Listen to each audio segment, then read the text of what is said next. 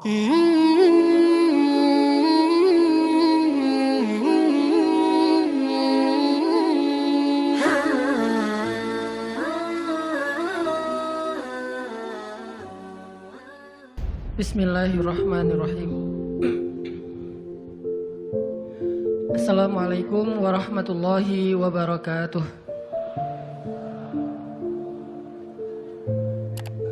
Alhamdulillahi alladzi hadana li hadza wa ma kunna linahtadiya laula an hadanallah.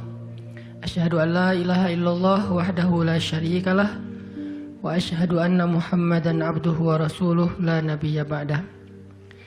Radina billahi rabba wa bi Muhammadin nabiyya wa bil islami dina. Teman-teman yang dirahmati Allah Subhanahu wa taala, kita malam ini bahas tentang keep happy. Gimana caranya biar kita selalu tenang menghadapi masalah, biar tenang ketika kita tahu nilai kita kayaknya anjlok, biar tenang pas kita tahu judul kita ditolak, lamaran juga sama di hari yang sama lah gitu. Pagi judul ditolak, malam lamaran ditolak. Selama Allah nggak nolak kita kan masih aman nih, karena apa yang di sisi Allah lebih baik. Gimana caranya kita biar nggak panikan ketika ada masalah? Walaupun sedih, itu fitrah manusia sedih. Cuman ada yang sedihnya wajar, ada yang sedihnya sampai berlarut-larut atau putus asa. Bentuk keputusasaannya macam-macam. Ada yang putus asa dengan bunuh diri, loncat dari jembatan, ternyata nggak meninggal, gagal bunuh diri gitu kan. Ada yang putus asanya dengan cara ngelakuin perbuatan dosa, kayak mencuri atau udahlah saya mah nggak mau peduli lagi dengan hal haram, yang penting saya ambil aja semua proyek gitu. Nah, ini putus asa. Ada yang putus asa dengan nggak mau lagi bertaubat. Dia ngerasa aduh kayaknya saya nggak pernah nasuhan nih taubatnya. Taubat ulangi lagi, taubat ulangi lagi. Kenapa kita berputus asa minta ampun ke Allah, padahal Allah nggak pernah putus asa mengampuni kita? Kan aneh nih. Allah tuh nggak pernah putus asa ngampuni kita, nggak pernah bosan menerima taubat kita. Allah nggak pernah bilang, lo datang ntar pasti besok buat lagi. Enggak. Padahal Allah maha tahu kita mungkin besok masih ngelakuin dosa yang sama. Asal kita datang, Allah langsung terima. Seolah-olah Allah itu kayak husnuzon banget sama kita. Walaupun pastinya Allah tahu tentang apa yang akan kita lakukan di masa yang akan datang. Ini artinya kenapa seseorang jadi putus asa, jadi berhenti untuk mencoba, jadi tidak lagi berharap apa-apa, jadi pesimis, jadi tidak survive dalam masalah, jadi penuh khawatir menghadapi hidup. Ada masalah dikit kayaknya udah kiamat dunia, padahal kuota habis doang nih. Langsung aduh kuota habis jam 11 malam. Biasanya kan jam 11 itu jam chatting tuh sampai jam 1. Atau jam 11 malam kuota habis, padahal tadinya pengen ngebangunin dia. Iya dia gitu kan. Jam 2. Gampang, pakai aja kuota doa. Ya Allah bangunkanlah dia, tiba-tiba dia tetap bangun. Dia bangunin kita akhirnya. Ini bisa aja terjadi. Yang jelas gimana sih cara biar kita keep happy, tetap bahagia walaupun gak bisa jalan-jalan jauh. Tadinya pengen jalan sama teman-teman, ternyata duitnya gak cukup. Kita lihat teman-teman kerjanya traveling aja, ke Lombok, ke Batu Karas, kerjaannya keliling aja. Dan kita aduh pengen juga ngeliat pantai, misalnya ke gunung touring sama teman-teman, ternyata tapi saya nggak punya motor, saya nggak punya uang, saya nggak punya waktu dan seterusnya. Bisa nggak kita tetap bahagia seperti mereka walaupun nggak ngerasain pengalaman-pengalaman asik seperti yang mereka rasain? Gimana caranya biar ketika kita sujud itu sama nyamannya dengan ketika kita tidur di atas pangkuan istri? Belum ya? Gak tahu sih rasanya. Pokoknya itu keren banget loh. Salah satu yang bikin saya kalau gak bisa tidur itu tipsnya adalah tidur di atas pangkuan istri. Langsung tidur. Cuman masalahnya susah bangun. Nah ini nih, gimana caranya kalau kita sujud rasanya senyaman itu? Gimana caranya? Bukankah kita selama ini mungkin kita atau saya lah pas sujud pengen cepat bangun? Gimana caranya sujud nggak bangun-bangun? Pas kita sujud, aduh pengen lama gitu sujudnya teh, terutama kalau sholat sendiri. Kalau sholat jamaah memang nggak boleh. Kenapa? Karena hajat orang beda-beda. Nabi kalau sholat jamaah mah standar-standar aja. Tapi giliran sholat sendiri itu sampai orang kewalahan ngikutin Nabi. Dan itu bukan cuma Nabi, sahabat juga kayak gitu. Siti Aisyah, istri Nabi itu, Siti Aisyah itu pernah sholat duha kurang lebih 4 jam. Itu cuma baca 1 ayat doang loh. Famannallahu alaina wa waqana adzabas samum. Dia baca sendiri, agak keras karena dia di dalam rumah sendiri. Lewat seorang sahabat lewatin rumah Aisyah mau ke pasar, mendengar oh Aisyah lagi sholat. Famannallahu alaina wa waqana adzabas samum. Nangis. Akhirnya sahabat ini pergi ke pasar. Dia belanja segala macam, balik lewat lagi rumah Aisyah. Setelah kurang lebih 2 jam, pas dia lewat lagi rumah Aisyah, dia masih mendengar Aisyah membaca kalimat Famannallahu alaina wa waqana adzabas samum. Nangis lagi. Jadi 1 rakaat dengan 1 ayat itu bisa 2 jam, 3 jam yang dilakukan oleh para sahabat. Kenapa kok betah banget? Sama kayak kita betah banget nonton film, dan betah banget dengerin musik kesukaan kita, diulang-ulang lagu yang sama kan ya. Mungkin 1 lagu itu durasinya sebutlah 2,5 menit, 2,5 menit. Tapi diulang-ulang bisa sampai setengah jam mendengar lagu yang sama. Bukan 1 album, 1 lagu. Kenapa kita betah? Nah gimana caranya kita juga dapat kebetahan kayak gitu ketika dengerin bacaan Al-Quran, ketika kita membaca Al-Quran sendiri, ketika kita sholat. Sampai ada istri Nabi sholat sambil ngikat badannya di dinding. Jadi dia bikin tali ke dinding gitu, terus dia ikat badannya, sehingga kalau dia udah gak kuat lagi, dia bersandar dengan ikatan tali di badannya, saking lamanya berdiri sholat. Coba bayangin, berarti kan semalaman tuh. Kalau udah gak kuat, dia berdiri itu sambil badannya keikat di tali. Dan Nabi melihat itu menangis karena melihat kesungguh-sungguhan para sahabat dan sahabiat dalam beribadah kepada Allah. Dan itu bukan paksaan siapapun. Nabi gak pernah maksa kayak gitu. Mereka sendiri berinisiatif. Jadi tutorialnya dibikin sendiri gitu. Duh, saya sholat kalau malam-malam kayak gini jadi agak gak kuat. Atau saya lagi sakit nih, lagi lemes nih, lagi kurang makan. Ya udah deh, agar tetap bisa berdiri, dia ikat tali, dia ikat ke badannya, terus berdirinya kayak orang-orang setengah sadar gitu. Nah ini menunjukkan ada kenikmatan yang luar biasa yang mereka dapetin ketika mereka dekat dengan Allah Subhanahu Wa Taala. Gimana sih caranya biar kita bisa kayak gitu? Gimana caranya kita entertain kita itu adalah zikrullah. Boleh-boleh aja kita entertainnya nonton film, dengerin musik-musik yang positif. Entertain kita mungkin chatting, entertain kita mungkin update status, entertain kita mungkin kepoin mantan misalnya. Boleh-boleh aja selama masih wajar. Tapi bisa nggak entertain kita yang lain itu zikrullah? Dengan mengingat Allah kita jadi terhibur gitu. Dan itu entertain luar biasa pahalanya. Gimana caranya? Ini yang kita pengen belajar malam ini, sehingga kita bisa tetap happy walaupun dalam keadaan tadi akhir bulan, dalam keadaan habis diputusin, dalam keadaan ditolak, dalam keadaan bingung, galau, segala macam, termasuk habis pulsa. Tetap bisa happy. Pas telepon, pulsa Anda tidak mencukupi, Masya Allah gitu. Senyum gitu ya. Bukan, kemana nih, apa, panik. Biasa aja. Nah ini kita perlu belajar. Saya juga merasa butuh mempelajari lagi gimana caranya biar bisa ngerasain itu. Dan nasihatnya bukan dari saya, karena saya juga masih belajar, belum istiqomah amat nih. Tapi nasihatnya dari para ulama yang diambil dari ayat Al-Quran dan hadis-hadis Rasulullah SAW. Nah sebelumnya coba kita perhatiin dulu kisah tentang ketenangan dengan mengingat Allah tuh kayak gimana. Salah satunya ada di surat At-Taubah yang terkenal. A'udzu billahi minasy syaithanir rajim. Illa tansuruhu faqad nasarahu Allah.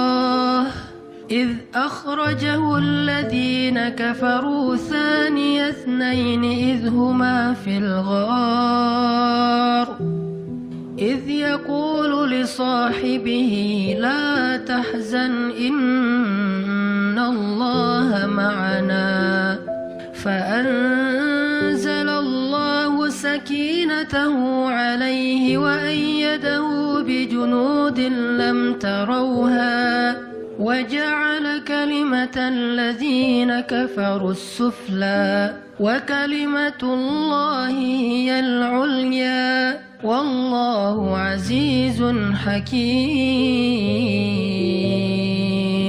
Kalau kalian tidak menolongnya, maka sungguh Allah akan menolongnya. Seperti ketika orang-orang kafir mengeluarkan dia dari kota Mekah pada saat dia menjadi salah satu di antara dua orang yang berdiam di dalam gua, yaitu gua Thur. Ketika ia berkata kepada sahabatnya, yaitu Abu Bakar, dia di sini siapa? Rasulullah SAW. Ketika dia berkata kepada sahabatnya, la tahzan innallaha ma'ana, janganlah kamu khawatir, bersedih, takut, itu sama, sesungguhnya Allah bersama kita. Maka Allah Subhanahu wa taala menurunkan rasa ketenangan kepadanya dan menolongnya dengan tentara yang kalian tidak bisa melihat, sehingga Allah menjadikan kalimat orang-orang kafir itu menjadi dikalahkan atau rendah, dan kalimat Allah adalah kalimat yang tinggi, dan Allah Maha Perkasa lagi Maha Bijaksana. Ini kan kata-kata yang paling populer ya, la tahzan innallaha ma'ana. Tips pertama kalau kita pengen bisa lebih tetap tenang, happy ketika kita dalam tekanan adalah kita tuh emang harus punya sahabat yang selalu mengingatkan kita kepada Allah Subhanahu wa taala. Sahabat yang mengingatkan kita kepada Allah. Ini yang terjadi kepada Abu Bakar As-Siddiq. Sekelas Abu Bakar yang imannya sampai ke derajat Siddiq, bukan cuma mukmin loh, Siddiqun.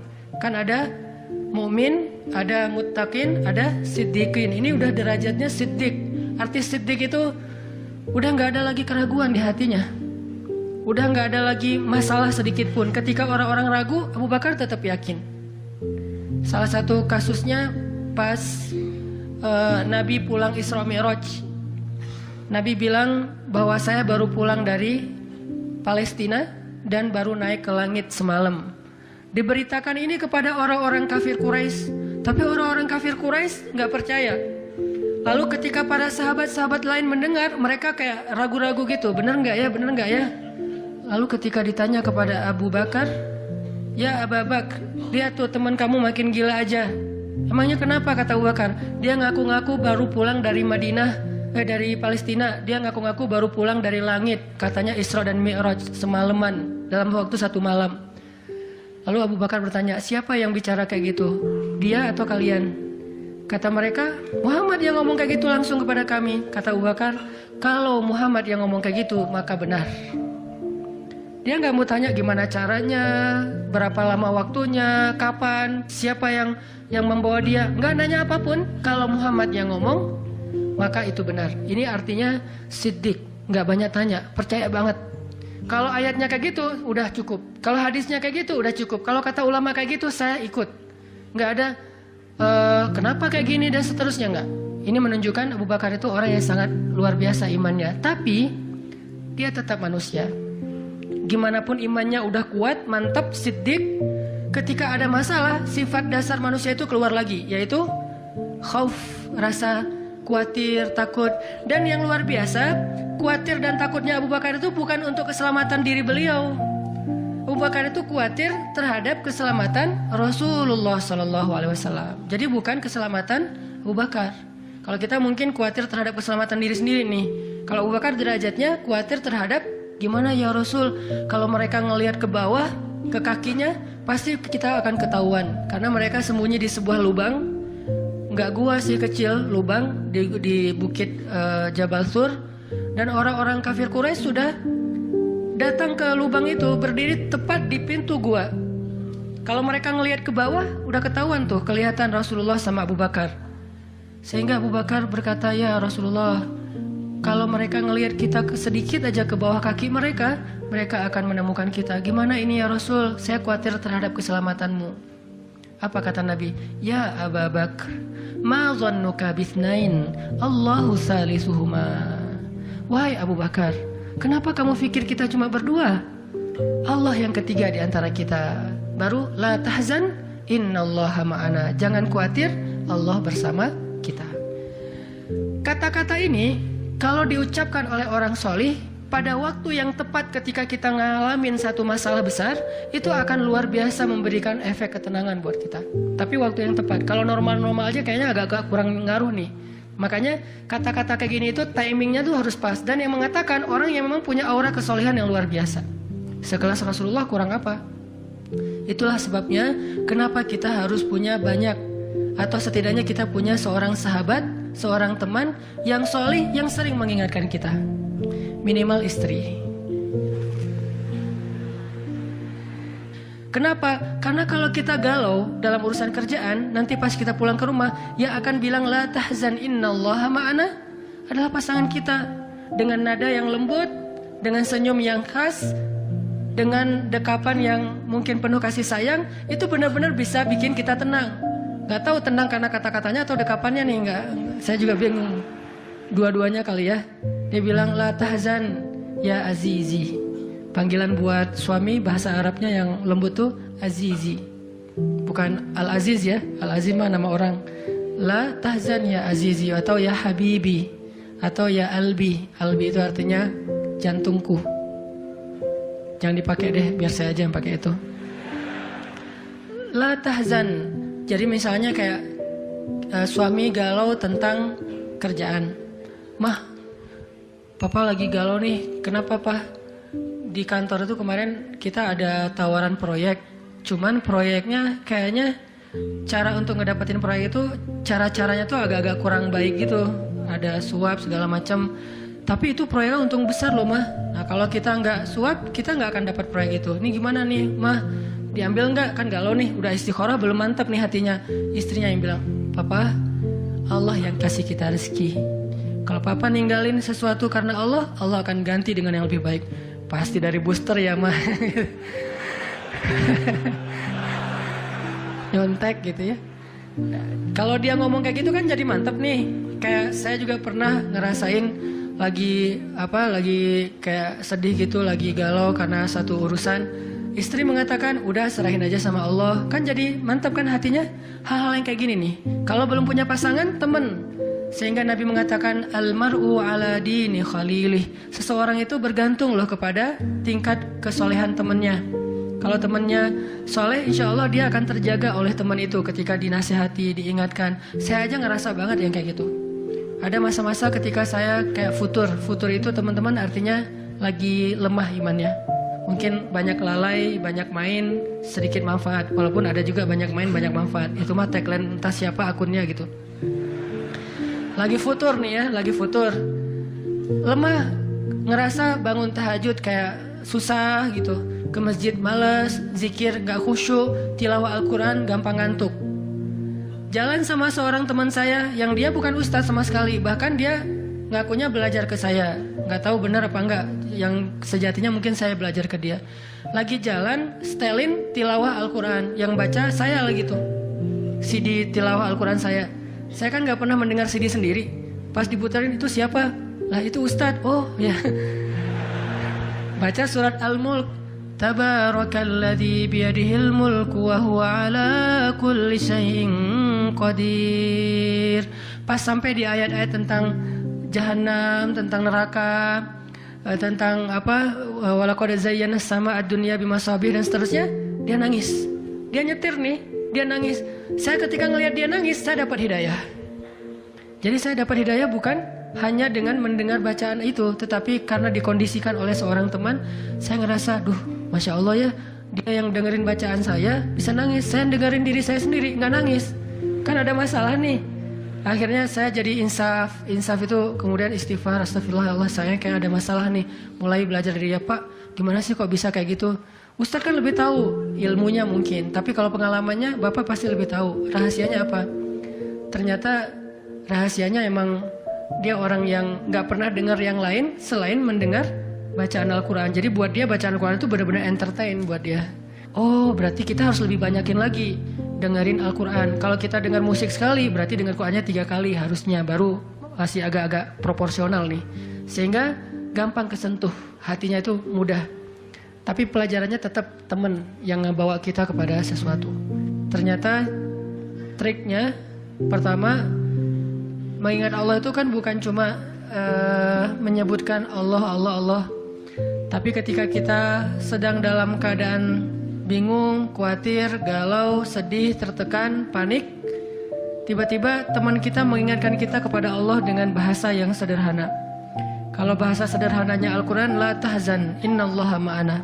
Dan itu boleh diterjemahin ke bahasa yang lebih sederhana versi kita. Karena itu bahasa Al-Quran yang mungkin buat sebagian orang nggak dapat nih, karena mungkin nggak paham bahasa Arab.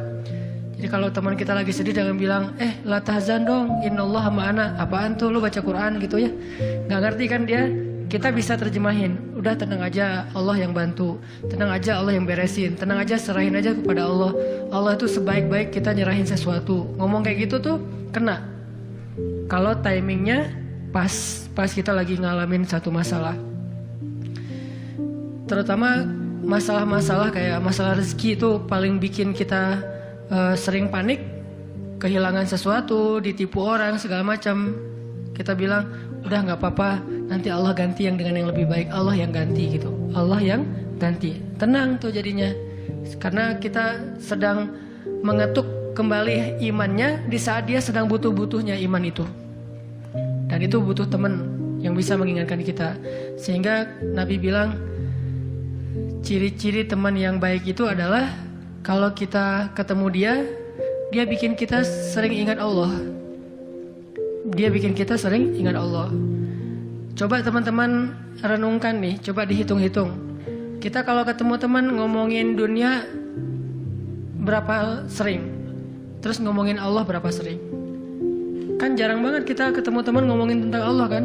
Dan kayaknya nggak tahu juga bahannya mau ngomongin apa tentang Allah. Kita ngomongin tentang Allah yuk. Ngomongin tentang Allah, apaan tuh? Kan bingung dia tuh. Maksud lo qul huwallahu ahad gitu, atau ayat kursi. Berarti kita belum terbiasa bicara tentang Allah. Nah ini yang harus kita coba latih pelan-pelan nih. Kita lihai banget nih, bisa smooth banget masuk ke tema tentang dunia. Bisa ganti-ganti topik dan semuanya tentang dunia, tentang kuliner, tentang kerjaan, tentang jodoh, tentang kuliah, tentang pendidikan, tentang apapun, tentang teman. Bisa dengan mudah dan seru gitu ngomongin tentang dunia teh. Dan itu bukan sesuatu yang dilarang memang, cuman kok nggak seimbang kita ngomongin tentang Allah Subhanahu Wa Taala. Coba kita belajar cari teman yang udah sefrekuensi dulu. Arti sefrekuensi bukan sama-sama udah baik, sama-sama udah niat pengen memperbaiki diri. Sama-sama udah punya tekad kita pengen hijrah nih. Lagi-lagi bukan merasa diri kita lebih baik dari orang lain, tapi yang udah sefaham supaya nggak banyak perdebatan. Ajak dia ngobrol tentang Allah pelan-pelan dan secara bertahap, gak bisa langsung ngejos. Gak bisa langsung, coba lo sebutin rububiyah, asma Allah yang 99 apa aja. Itu mah cerdas cermat ya. Tapi kita ngomongin Allah tuh baik banget loh, kemarin gini. Allah aja yang diomongin. Sehari minimal kita ngomongin Allah itu sekali deh. Dan sekali itu jadi obrolan, bukan cuma mention doang ya, tapi obrolan gitu. Jadi diskusi sekali aja sehari dan gak harus lama, mungkin cuma 5 menit. Kalau kita gak bisa ngelakuin itu secara spontan, gak apa-apa di setting. Kita ketemu sama teman kita bikin kayak program gitu. Kita kalau ketemu pokoknya harus sekali sehari ngomongin tentang kebesaran Allah. Coba digituin.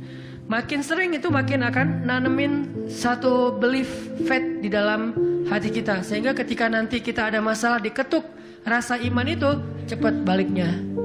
Berarti kita harus cari teman yang mau menasihati kita, bicara bareng kita tentang kebesaran Allah. Dan itu yang dilakukan Nabi Musa dengan Nabi Harun ketika berdakwah, yang Allah sebutin di surat Toha. Nabi Musa mau berdakwah kepada Fir'aun, minta teman supaya bisa mengingat Allah ketika lagi dalam keadaan marah. Soalnya Musa tahu, Musa itu orangnya marah. Kalau udah marah ngeri. Harun orangnya kalem, woles. Sehingga butuh seseorang yang bisa menahan amarah dan emosinya Musa. Sehingga kata Musa, ya Allah, beri saya seorang teman yang bisa mendampingi saya dalam dakwah, yaitu Harun.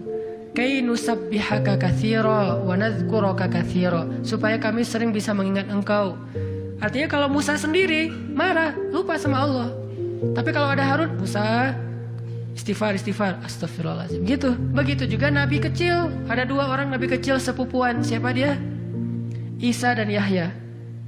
Nabi Isa dengan Nabi Yahya. Anak kecil 2 orang nih. Dua-duanya keren, dua-duanya soleh, dua-duanya ganteng, dua-duanya idola, selebgram lah di masanya. Pokoknya luar biasa nih 2 orang cowok. Anak usia, kalau nggak salah Yahya waktu itu umurnya udah sekitar 10 tahun. Isa baru lahir, berarti beda 10 tahun. Pas mereka ABG beda 10 tahun tapi nyambung ngobrolnya. Pas mereka jalan kemana-mana berdua tuh, yang satu orangnya gampang tersentuh, nangis, yaitu Yahya. Yang satu lagi orangnya tegas, yaitu Isa. Sehingga kalau Isa lagi marah, Yahya yang mengingatkan Isa, tenang.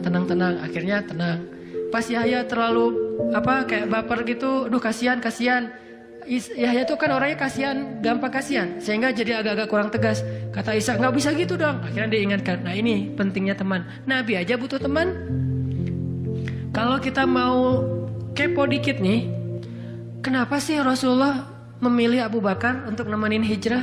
Kenapa nggak Umar gitu, supaya aman? Hijrah bareng Umar, siapa yang berani ngejar coba? Umar berdiri depan Ka'bah. Ya ayuhan nas, ya ma'syara Quraisy, wahai manusia, wahai orang Quraisy, fa'lamu anni muhajir. Ketahuilah saya pengen hijrah, kata Umar. Siapa yang pengen istrinya jadi janda, anaknya jadi yatim, tunggu saya di balik bukit itu. Ada yang berani? Diam semuanya. Coba Rasul kalau hijrah bareng Umar, enak kan? Wahai kaum, wahai orang-orang Quraisy, wahai manusia, saya sama Rasul nih mau hijrah. Siapa yang berani nunggu saya di balik bukit itu? Kalau enggak dia akan hilang kepalanya. Enggak ada yang berani kan? Kenapa Rasulullah milih orang yang lemah seperti Abu Bakar? Udah kurus, lemah, dan kaumnya kabilah yang lemah, Bani Taim. Bani Taim itu lemah kabilahnya, enggak seperti kabilahnya Umar bin Khattab. Kenapa bukan Umar? Kenapa bukan Hamzah? Hamzah itu pemanahnya para sahabat, pemanahnya orang-orang Mekah. Dan juga nggak ada yang berani sama Hamzah. Hamzah mukul Abu Jahal di depan orang banyak, nggak ada yang berani balas. Ketika Abu Jahal mukulin Rasul lagi sholat depan Ka'bah, Nabi lagi sholat digebukin sama Abu Jahal. Dibelain sama Abu Bakar ikut digebukin. Akhirnya wajah Abu Bakar itu nggak dikenali lagi, saking babak belur. Itu digebukin sama Abu Jahal dan teman-temannya.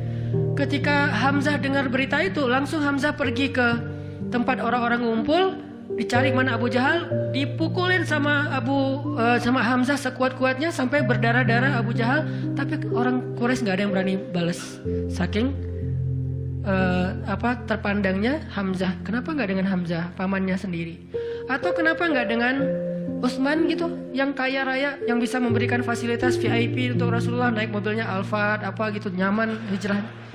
Kenapa Abu Bakar yang udah jatuh miskin, fisiknya lemah, kabilahnya tidak dipandang? Kenapa? Karena Abu Bakar itu yang paling solih di antara semua sahabat. Jadi pilihannya kesolihan, bukan kekuatan fisik. Kenapa? Kesolihan itu bisa menutupi kekuatan fisik yang kurang. Kenapa? Allah yang maha kuat. Kesolihan bisa menutupi kurangnya harta, Allah yang maha kaya. Kesolihan bisa menutupi kekurangan dari dukungan kabilah, Allah lebih banyak lagi dukungan dari langit dan bumi. Yang dicari oleh Rasulullah itu adalah teman yang soleh. Ya Abu Bakar, temani saya hijrah. Siap ya Rasulullah. Hasilnya apa? Dikejar-kejar sama orang Quraisy karena mereka gak takut dengan Abu Bakar. Tapi ketika mereka mau ketemu dengan Rasulullah dan Abu Bakar di dalam gua, Allah palingkan wajah mereka dari melihat ke bawah kaki mereka. Allah punya banyak cara. Ada ulama yang bilang bukan cuma dipalingkan, tapi tiba-tiba merpati bikin sarang di situ laba-laba. Walaupun ada perdebatan di antara ulama ini hadisnya sahih atau enggak. Yang jelas, yang pasti nih, Allah melindungi mereka dengan banyak cara sehingga nggak bisa ditangkap. Allah yang bertindak. Jadi butuh teman yang soleh. Walaupun nanti kenyataannya teman yang soleh ini malah ditenangkan oleh Rasulullah, bukan Rasulullah ditenangkan oleh dia gitu. Kan nyari teman yang soleh biar bisa menenangkan nih. Ternyata pas ada masalah, Rasul gimana? La tahzan, innallaha ma'ana, tenang, udah beres. Bisa nggak kita coba latihan ini. Kalau kita berteman dengan seseorang, niat kita pengen saling mengingatkan. Wa tawasau bil haq, yaitu mengingatkan tentang Allah. Wa tawasau bis shab. Itu kayak gitu tuh ayatnya. Pertama hak dulu, kedua sabar. Kalau nasihatnya udah benar, insya Allah sabar. Jadi kalau kita pengen menasihati teman kita atau dinasihati oleh teman kita supaya lebih kuat, bisa tough, bisa survive dalam masalah, minta dia menasihati kita al-haq. Dan siapa al-haq? Allah Subhanahu wa taala. Wa tawasau bil haq artinya saling menasihati dengan nama Allah. Udah serahin aja sama Allah. Allah itu maha ini sebutin dengan bahasa sederhana. Langsung sabar jadinya. Langsung lebih kuat, lebih tenang. Itu yang pertama teman-teman. Kita sering berteman dengan orang yang insya Allah dia yakin sama Allah lebih kuat daripada kita, imannya lebih mantap daripada kita. Yang kedua, gimana caranya biar kalau kita menyebut nama Allah, kalau kita sholat, kalau kita berzikir itu jadi lebih tenang gitu, lebih happy. Karena sebetulnya orang mukmin itu bahagianya itu ada di dalam hati. Kalau bahasa Ibnu Taimiyah, surgaku itu di sini. Surga orang mukmin itu di hati. Surga kita itu bukan rumah, surga kita itu bukan mobil, surga kita itu bukan pekerjaan, surga kita itu bukan tempat jalan-jalan, tapi semua itu kebaikan, kesenangan. Cuman surga kita ada di sini. Dan ini kita bawa kemana-mana. Jadi nggak susah menemukan surga teh. Aduh, bete nih kenapa nggak bisa jalan? Bete nih kenapa nggak bisa nonton? Bete nih kenapa nggak bisa nyaman di rumah? Bete nih kenapa? Gampang bete karena surga kita bertempat di sesuatu tempat yang sulit untuk kita jangkau. Harusnya itu jadi hiburan buat kita, bukan surga. Sedangkan surga memang adanya di hati. Ada masalah, Allah lebih kuasa, makhluk tidak kuasa. Ada masalah, kita bilang Allah maha besar, masalah saya kecil dibandingkan Allah. Kalau dibandingkan kita, mungkin kita lebih kecil daripada masalah. Tapi dibandingkan Allah kita, Allah lebih besar. Allahu Akbar. Kita belajar Allah yang maha memelihara. Kita kan dipelihara Allah, terus ngapain kita khawatir? Kalau gitu nggak usah ikhtiar, Ustaz. Ikhtiar, tapi jangan libatkan hati. Ikhtiar itu pakai tangan, pakai kaki, pakai tenaga fisik. Hati nggak perlu berikhtiar. Hati itu bertawakal. Fisik kita berikhtiar, hati kita bertawakal. Jangan sampai hati kita ikut ikhtiar, nih bahaya nih. Kalau hati kita ikut ikhtiar, berarti kita lebih percaya kepada makhluk daripada Allah. Nanti akan mentok, kalau udah mentok putus asa, itu penyebabnya. Gara-gara hatinya baper dengan ikhtiar. Ketika jalan-jalan ikhtiar itu tertutup, hati kita jadi give up. Nyerah aja deh. Sedangkan kalau hati kita nggak ikhtiar, dia cuma tawakal, jalan tertutup, dia masih bilang Allah maha kuasa. Ala kulli syai'in qadir. Segala sesuatu Allah maha bisa, nggak mungkin nggak bisa. Tetap. Makanya jangan ikhtiar pakai hati, ikhtiar pakai tenaga. Hati tawakal babnya. Sehingga tawakal itu amal hati, ikhtiar itu amal fisik. Kan dalam Islam tuh ada amal batin, ada amal zahir ya. Amal batin hati, amal zahir fisik kita. Ikhtiar amal zahir, jangan dicampur dengan amal batin. Coba teman-teman buka deh surat Hud, surat 11. Kalau ragu tentang rezeki baca nih ayat nih. Surat 11, surat Hud ayat 6. Wa ma min dabbatin fil ardi illa 'ala Allahi rizquha wa ya'lamu mustaqarraha wa mustawda'aha kullun fi kitabim mubin. Tidak ada satu hewan melata pun di muka bumi kecuali Allah menjamin rezekinya. Ini amalan hati nih. Ini ayat untuk menguatkan hati kita, bukan menguatkan fisik. Tapi biasanya hati kalau udah kuat, fisik kebawa. Kan kata Nabi, kalau hatinya baik, yang lain ikut baik. Kalau hatinya buruk, yang lain ikut buruk. Jadi kalau hatinya udah give up, pasti fisiknya jadi lemah. Kalau hatinya tough dan masih punya belief ke Allah, masih punya harapan, maka fisiknya juga akan kuat. Wa ma min dabbatin fil ardi illa 'ala Allahi rizquha wa ya'lamu mustaqarraha wa mustawda'aha. Allah tahu di mana rezeki kita disimpan. Allah tahu kemana kita akan membelanjakan rezeki itu. Semuanya tertulis di dalam kitab yang jelas. Allah yang tahu, Allah yang menjamin. Gak ada yang gak dijamin rezekinya. Makanya saya pernah cerita tuh dulu di mall sebelah. Saya sama istri habis kajian di sini atau sebelum kajian di sini, sebelum maghrib sempat mau belanja dulu, belanja di supermarketnya di bawah, lantai bawah. Dari lobi kita mau ke bawah itu cari eskalator kan ya, belok kanan cari eskalator. Ternyata salah ngambil jalan. Kita habis belok kanan langsung belok kiri. Harusnya kalau belok kanan lagi sekali lagi langsung eskalator turun tuh. Pas karena kita belok kiri, akhirnya kita muter. Gara-gara muter, ngelewatlah sebuah stand baju kaos yang lagi diskon. Wih, diskon 50%. Akhirnya saya sama istri masuk. Ternyata lucu-lucu juga buat anak gitu. Alhamdulillah akhirnya kita beli 2 helai. Baru setelah itu kita jalan lagi, cuma beberapa meter, masuk eskalator turun. Siapa yang telah menggerakkan kaki saya sampai salah jalan?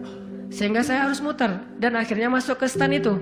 Alallahi rizquha. Allah yang menjamin rezeki. Kayak gitu cara Allah menskenariokan.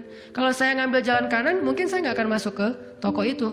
Berhubung saya ngambil jalan kiri, akhirnya muter, masuklah ke toko itu. Allah punya banyak cara. Kenapa kita khawatir dengan stand orang lain yang mungkin lebih dekat ke pintu, lebih dekat kepada stage yang di tengah kalau bikin event segala macam? Kenapa? Kita udah ikhtiar, dapatnya cuma ini. Kayak lagi ada event, kayak festival gitu, kayak ada bazar, kita punya banyak stand. Stand kuliner kita paling pojok, dekat toilet. Stand kuliner teman-teman kita tuh paling depan. Dan di situ stage banyak acara tausiah segala macam. Oh, kayaknya di situ lebih laku. Belum tentu juga. Bisa jadi pada waktu itu banyak orang yang sakit perut atau apa akhirnya ya lewat. Aduh, ini kayak seru juga nih di sini nih, makan di sini. Nggak usah jauh-jauh sambil nunggu makan. Allah yang punya cara. Saya kan pernah cerita kesasar sampai ke Cirebon. Kenapa kesasar? Ada suatu hari Minggu kayak lagu. Satu hari Minggu. Ada satu hari Minggu nih. Bingung, kita pengen keluar sama keluarga, sama anak-anak. Kita keluar yuk. Saya bilang ke anak-anak, hayu, kata anak-anak. Kemana? Ke Kota Baru aja. Di situ kan ada jam matahari tuh. Kita lihat jam matahari. Hayu, naik mobil, masuk tol nih. Pas sudah masuk tol Paster, berubah pikiran. Terlalu dekat, nggak berasa liburan ya? Ya, terus mau kemana? Ke Jakarta aja yuk, ke Ancol. Ada pantainya. Oh, ayo ke Dufan. Jalan, akhirnya nggak jadi belok pada larang, lurus. Niatnya ke Ancol. Sebelum Cikampek, berubah lagi pikiran. Ancol mah pantainya gitu-gitu aja ya, udah pernah ya. Terus gimana dong, cari pantai baru deh yang di daerah Indramayu, Cirebon gitu. Siapa tahu ada yang lebih bagus yang masih virgin. Boleh, keluarlah Cikampek. Waktu itu belum ada tol Cipali ya. Keluar Cikampek, akhirnya nyisir Subang, Indramayu, nggak dapat pantai yang kita nyaman nih. Berhenti sebentar, nggak nyaman, ini banyak sampah. Akhirnya jalan lagi sampai dari pagi keluar, asar makan empal gentong di Cirebon. Siapa yang mendatangkan saya ke warung empal gentong itu? Pas kita masuk, orangnya bahagia banget gitu. Kelihatan kalau dari pagi itu belum ada yang datang, belum ada pelanggan, sepi warungnya. Karena tempat parkirnya agak nyaman, langsung parkir di situ, makan empal gentong dan ternyata enak, kita bungkus. Orangnya tuh, alhamdulillah ini datang dari pagi belum ada yang datang, senang gitu. Dan saya bilang, Pak, tahu nggak saya dari mana? Dari mana? Dari Bandung. Mau kemana emang? Nggak kemana-mana. Muter. Jadi kita cuman dari Bandung cuma pengen makan empal gentong di Cirebon ujung-ujungnya. Pulang sampai ke Bandung jam 10 malam, macet lagi tuh di Sumedang karena ada perbaikan jalan. Cuman pengen makan empal gentong, ngasih rezeki ke orang di Cirebon. Kayak gitu banget tuh caranya tuh, coba lihat cara Allah. Oh, yakin nih sama Allah. Allah bisa banget ngedatangin. Kalau ini terjadi kepada orang lain, berarti kalau saya cari rezeki bisa juga caranya kayak gitu. Allah kan punya banyak cara. Cuman kadang-kadang atau seringnya kita nggak tahu cara itu, tahu hasilnya doang nih. Tiba-tiba dapat. Sesederhana itu kita berpikir, akhirnya sesederhana itulah syukur kita ke Allah. Kalau kita tahu gimana rumitnya rezeki itu datang ke kita, kita akan syukurnya lebih pasti tuh. Masya Allah ya, Allah ngedatangin rezeki ke saya tuh gitu-gitu amat. Sampai ada orang yang kesasar sekeluarga, bingung gitu. Tapi kan dia, kalau saya nggak cerita dia nggak akan tahu. Dia pikir cuma orang yang memang tinggal di Cirebon atau emang lagi jalan lewat kebetulan mampir. Artinya karena dia nggak tahu prosesnya, rasa syukurnya juga sederhana. Sama kayak kita nggak mensyukuri masakan istri kita kalau yang udah punya.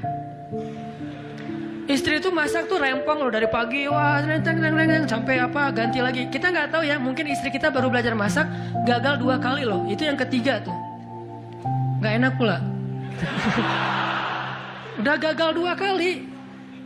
Dan kita pikir cuma masak sayur gini doang mah, sayur bening mah gampang. Kita kan nggak tahu prosesnya, sehingga apresiasi kita juga ya segitu-gitu aja. Kalau kita tahu prosesnya, walaupun cuma sayur bening sama telur ceplok, kita akan peluk istri kita, mah makasih banyak ya, mama udah berkorban banget buat papa, mah hari ini makanan terenak sepanjang hidup papa loh mah. Kenapa ngomong gitu? Karena tahu prosesnya. Gitu juga kita ke Allah. Karena kita nggak tahu proses rezeki itu Allah setting sampai datang ke kantong kita. Kita kayak ya alhamdulillah gitu doang. Tapi kalau kita tahu masya Allah ya Allah alhamdulillah atas semua nikmat yang kau berikan, puji-puji Allah. Artinya teman-teman, kalau galau tentang rezeki dari Allah, tentang pekerjaan, tentang kuliah segala macam, termasuk tentang jodoh, coba baca ayat 6. Semua Allah yang jamin. Ini bab hati ya, lagi-lagi bab hati. Ikhtiar mah jalan aja terus, tapi hati Allahi rizquha, Allah yang menjamin. Itu baru jadi tenang nih, mengingat Allah, tetap happy gimana-gimana juga. Dan ini ditaraddud, diulang-ulang. Coba diulang-ulang nih ayat nih. Jadikan salah satu ayat favorit. Kalau kita lagi galau, langsung baca ayat ini berulang-ulang sendiri kalau bisa. Baca dulu terjemahannya, hafal. Kalau udah hafal terjemahannya, tinggal baca ayatnya berulang-ulang. Sebelum tidur mungkin, kalau yang paling tenang. Kalau khawatir nggak bangun tahajud, ya udah sebelum tidur baca. Wa ma min dabbatin fil ardi illa 'alallahi rizquha. Diulang. Itu beda banget loh rasanya. Belajar untuk mentafakuri kebesaran Allah, sehingga kalau kita nanti ada masalah, mengingat Allah lebih mantap. Jadi 2 ya, 1 teman, kedua sering-sering tafakur. Wa yatafakkaruna fi khalqis samawati wal ard. Tafakur. Dan sebetulnya teman-teman ya, kalau kita mau lebih persis nih, sholat duha itu ya emang sholat tafakur sebetulnya. Dulu para sahabat atau para anbiya sholat duha itu di tempat terbuka, di bukit, di kebun gitu. Sholat duha itu di tempat-tempat alam terbuka. Jadi benar-benar untuk tafakur alam. Sholat duha itu fungsinya untuk itu sebetulnya. Walaupun boleh banget dilakuin di dalam ruangan, di masjid, di rumah, di kantor, boleh banget di kampus. Tapi kalau kita ada kesempatan sesekali, coba deh sengaja ngapain touring ke atas misalnya, ke Lembang, pengen duha, dan duduk sendiri, jangan berjamaah. Bukan nggak boleh, boleh aja sholat sunnah berjamaah. Cuman kali ini kita pengen menyendiri aja, berdoa sama Allah. Duduk, ngomong sama Allah, ya Allah, jangan biarkan saya berputus harapan kepada Engkau. Jangan biarkan saya berputus asa dari rahmat-Mu. Bimbing hati saya ya Allah, tolong saya dalam masalah ini. Engkau maha kuasa, siapa lagi yang bisa nolong saya selain Engkau. Ngomong kayak gitu sama Allah, yang romantis, yang akrab gitu tuh. Jangan sampai kita ngomong ke Allah tuh kayak orang gak kenal, cuman copy paste, Rabbana atina fid dunya hasanah fil akhirati hasanah wa qina azabannar. Amin, udah kayak gak kenal gitu. Ngomong sama Allah itu akrab, ngomong ya Allah gimana nih, saya ada masalah kayak gini, curhat sama Allah. Itu beda loh. Kalau itu kita coba praktekin, saya yakin asal sesuai dengan cara-cara tadi tuh, sendiri, alam terbuka, curhat sama Allah, ingat kebesaran-kebesaran Allah, insyaallah bizikrillah tatmainnul qulub, tenang banget tuh hati. Saya kadang-kadang mempraktekkan itu, walaupun nggak di alam terbuka banget, tapi minimal mencoba untuk menyendiri gitu. Rasulullah kan kalau lagi ada masalah sama keluarganya, menyendiri di masjid kan, duduk di mihrab, berzikir pada Allah, ya Allah, ya Allah, Engkau lah yang maha penyabar, saya tidak sabar. Terus curhat sama Allah, kayak anak pulang curhat sama ibu, gimana rasanya? Kan tenang kan? Kayak kita curhat sama teman, pasti beda. Cuma emang yang paling indah curhat sama ibu atau sama ibunya anak-anak. Itu beda banget tuh. Nah harusnya kita curhatnya ke Allah kayak gitu tuh. Tapi jangan bilang mah, tapi angkat tangan, salah, bukan mah, ya Allah gitu. Allah dipanggil mah, jangan. Karena terlalu menjiwai pengen punya ya. Ustadanan mah ngebuli wae. Tapi benar loh teman-teman, saya tuh membuktikan kata Allah setengah agama itu benar. Agama itu rasanya hati kita itu kayak belum sempurna sebelum ada Dia. Jadi gimana pun solehnya tuh kayak ada yang kurang gitu. Apa ya yang kurangnya di hati saya ya? Apa ya? Ternyata namanya belum tertulis, nggak jelas juga namanya siapa gitu. Kalau udah ada itu beda banget. Curhat, ngobrol, jalan, dan kalau dia orangnya soleh, pas lagi galau dia yang langsung mengingatkan kita.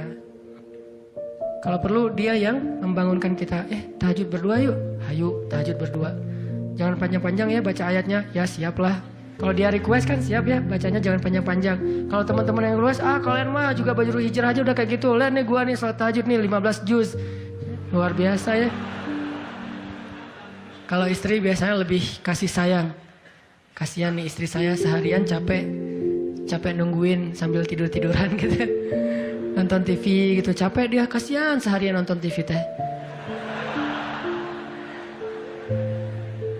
Itu teman-teman, mudah-mudahan kita bisa ngambil 2 trik tadi cara biar lebih tenang, happy. Kalau mengingat Allah, satu, memang butuh teman yang mengingatkan kita, bukan kita ingat sendiri. Yang kedua, banyak-banyak membaca, mentafakuri, mikirin tentang Allah itu emang maha kuasa. Salah satu materinya surat Hud ayat 6 tadi tuh. Makin kita yakin sama Allah, begitu kita ingat Allah, itu makin lebih ngaruh ke hati kita. Tapi kalau kita nyebut nama Allah nggak yakin, cuma insya Allah, ya Allah, subhanallah, masya Allah, nggak ngaruh, cuman zikir doang, cuman lisan, tapi tidak sampai ke hati.